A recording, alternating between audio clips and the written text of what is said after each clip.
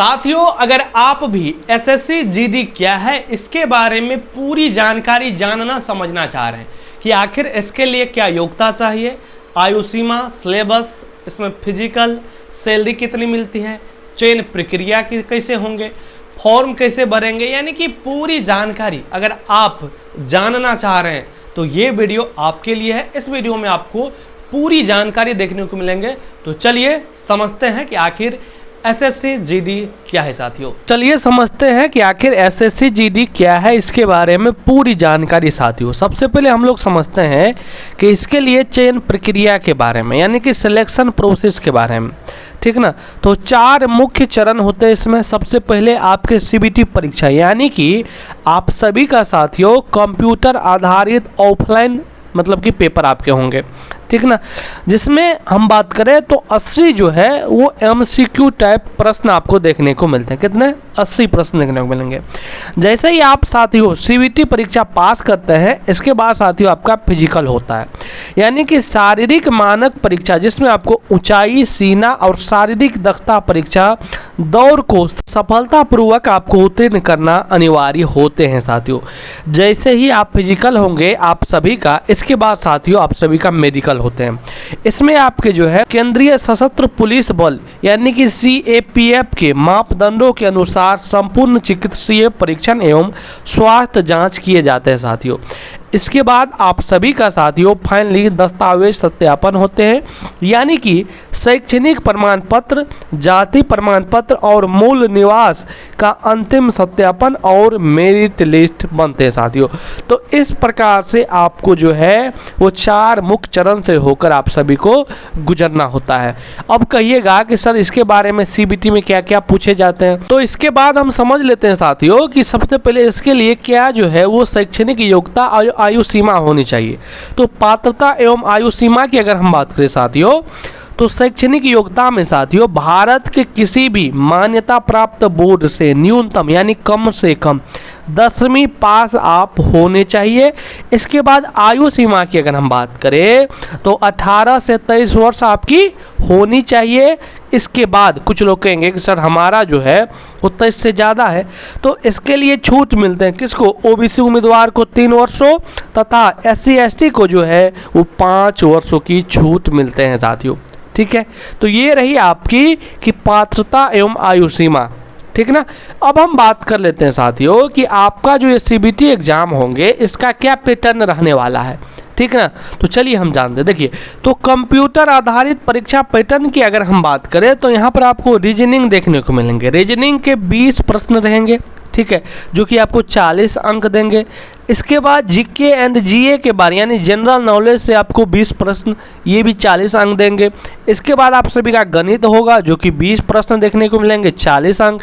और इसके बाद हिंदी या इंग्लिश कोई एक, ठीक ना, इसमें आपको जो है वो 20 प्रश्न और यहाँ पर भी 40 अंक, यानी टोटल अगर हम बात करें साथियों तो 80 प्रश्न हो गए, ठीक है।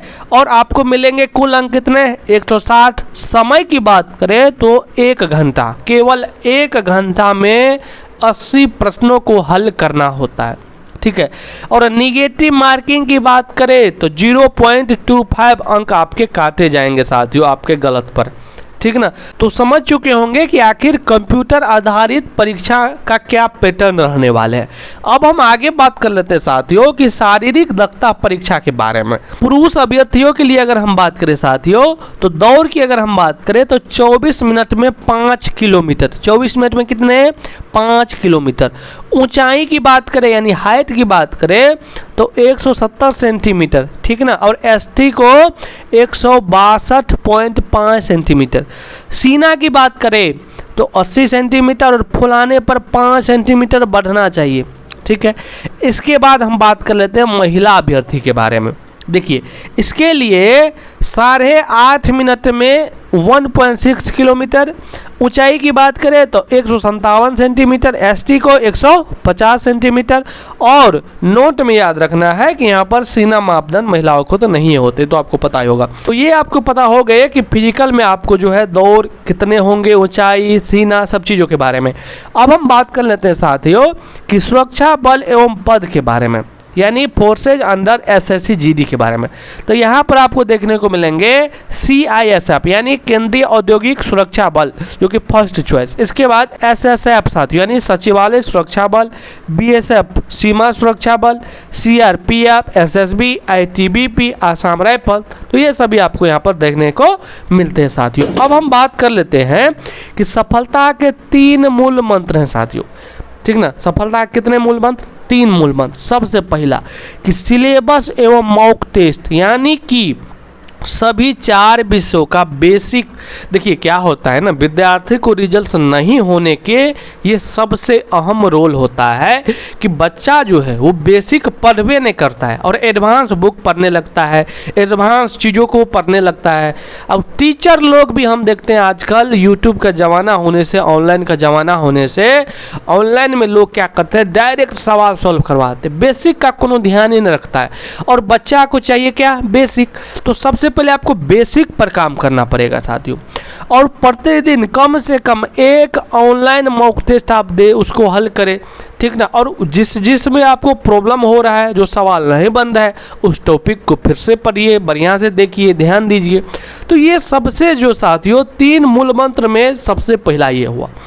इसके बाद निगेटिव मार्किंग से बचाओ, केवल उन्हीं प्रश्नों को हल करें जिन पर आपको पूरा विश्वास हो, क्योंकि आपको यहाँ पर नंबर्स कटते भी अगर आप गलत जवाब दे देंगे तो, ठीक है।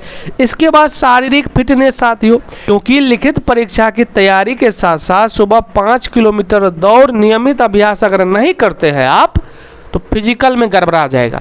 तो लिखित परीक्षा पास होके भी कोनो फायदा नहीं, इसलिए आपको शारीरिक पर ध्यान देना पड़ेगा और लिखित परीक्षा के साथ साथ आपको क्या करना पड़ेगा, फिजिकल पर भी ध्यान देना पड़ेगा। समझ गए?